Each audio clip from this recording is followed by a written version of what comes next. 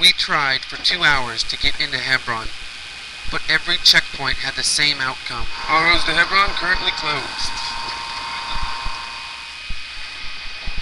We were able to find some roads into the city that were not guarded by military checkpoints, but those too had been made impassable.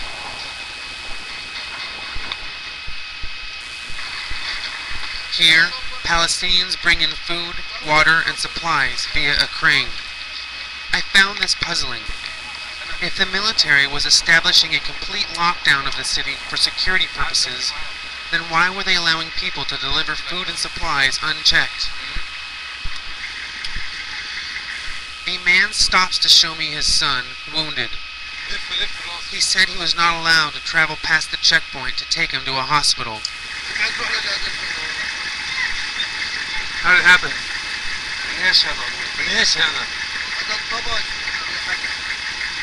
Why is Hebron closed? هذه الخليل مسكرة لأنه هم بيدعوا إنه في مشاكل وما مشاكل وما فيش شيء فوين مكان بحطوا تلات. Do you have family that lives inside of Hebron? Or عندي.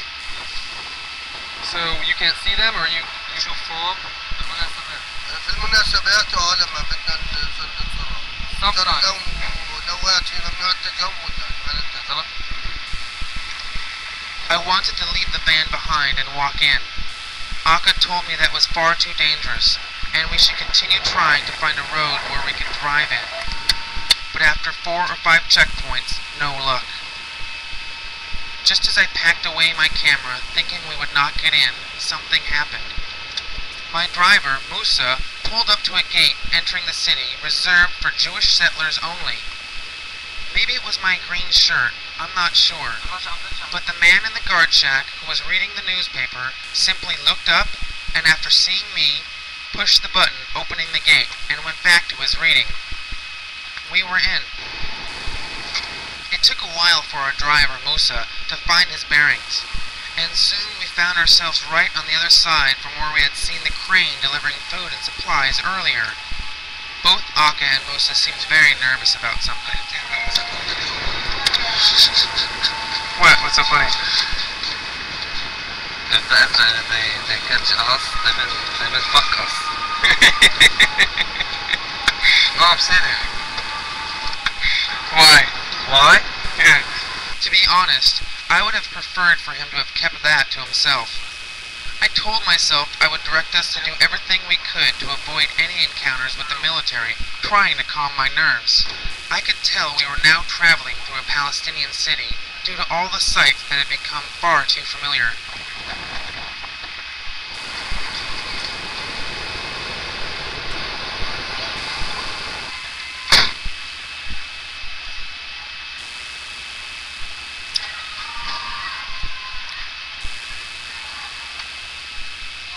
I was told that we would be leaving our van behind and walking from here on.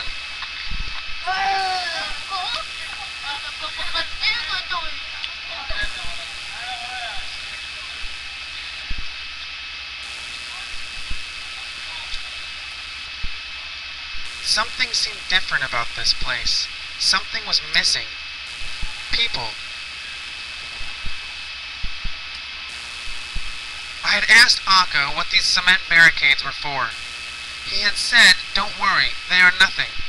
I was now learning that Akka told me this for my own good, because he knew that if I had known what area we were entering, I might have rethought things. For we were now entering Hebron H2. The city is divided into 2 sectors, H1 and H2. H2 was carved out of Hebron when 400 Jewish settlers were moved in by the Israeli government. In place to protect those 400 settlers, 2,500 military personnel. And with that, gone were my hopes of avoiding any encounters with the military. Okay. Your passport. Yes, sir. Moments before this soldier approached us, Akka turned to me and said, with the most serious tone I'd ever seen him use, Remember your story. We had devised, should we run into the military, a story that I was here as an American Jew on a pilgrimage to take pictures of where my father's family used to live here in Hebron, and that we had been given permission to enter the city for that reason. We're just from Los Angeles. Just checking everything out, seeing how it is. Everything seems pretty cool. Our mere presence here would hopefully be enough of a reason to believe the story, since there was such a tight lockdown on the people entering the city. Everything would be fine, as long as they didn't try to verify our story with the soldiers at the checkpoints into the city.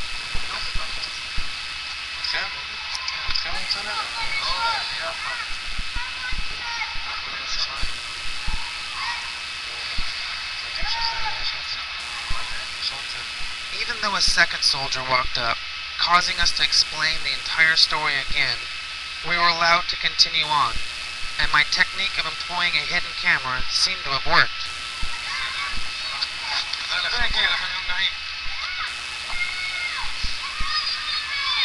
The children we had passed at the barricade seemed to be our cheering team as they threw snipes at the soldiers we had just encountered.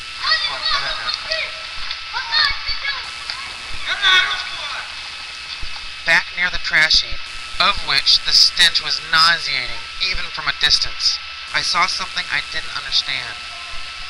Was this Israeli graffiti? I wasn't sure. The only Palestinians I saw outside in H2 was a mother and her child, who were being stopped by the same guards we had encountered moments earlier.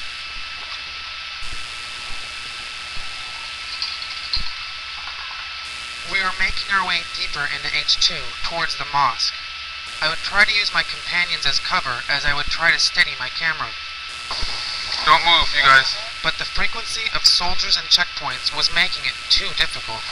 Go told them that you're father is.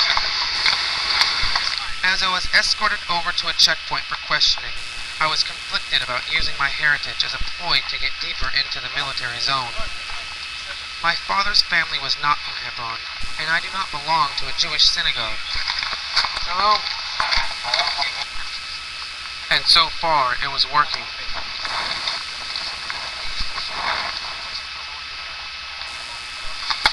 What? Huh? Yes, yes. Yes, they are not. You know what he's saying? Not much. These soldiers are from the lost tribe of Africa.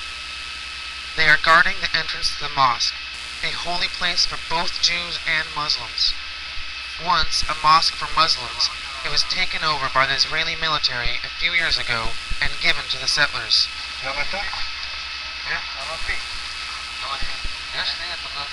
As we made our case for being there, settlers entering the mosque stopped only out of curiosity of these three people that clearly didn't belong here. I was sure that at any moment they would search me, find that I was videotaping everything, and it would be over. But that didn't happen, and we said goodbye to the lost tribe of Africa. Thank you. Checkpoints were now every 80 feet.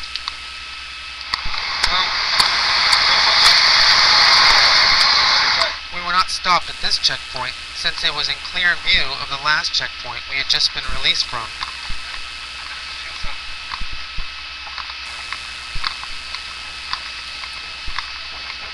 As we moved away from the mosque, I began to have that same feeling I had when I first entered the H2 area. Where were all the people? Where had they gone? I could see some people in their houses above, but that couldn't be all the people that at one point were part of a community that used these shops for their daily living. Some 15 to 20,000 people.